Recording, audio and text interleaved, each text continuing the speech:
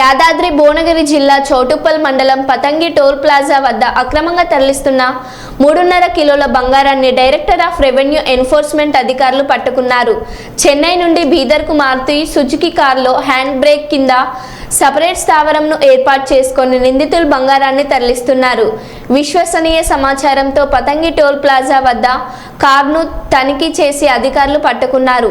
వీటి విలువ 2,50,00,000 విలువ ఉంటుందని తెలిపారు.